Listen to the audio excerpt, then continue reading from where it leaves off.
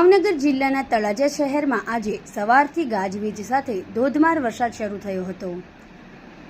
હવામાન વિભાગે પણ આગામી 7 દિવસ સુધી રાજ્યમાં છૂટાછવાયા અને ભારે વરસાદની આગાહી કરી છે। આગામી 4 થી 5 દિવસમાં દક્ષિણ પશ્ચિમ ચોમાસું કેરળ પહોંચવાની શક્યતા છે, જેની અસર ગુજરાતમાં જોવા મળી રહી છે। આજે 21 જિલ્લામાં વરસાદની શક્યતાઓ છે। આગામી 7 દિવસ સુધી રાજ્યમાં છૂટાછવાયા ભારે વરસાદની શક્યતા છે।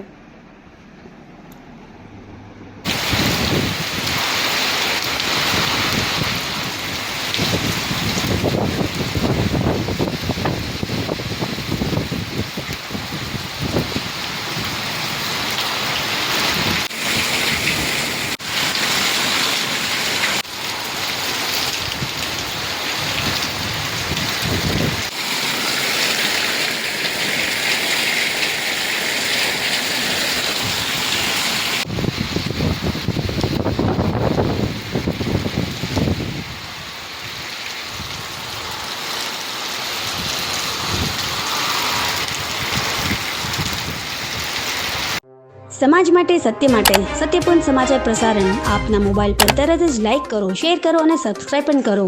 અને હા, ઘંટડી વગાડવાનું ન ભૂલશો। આભાર।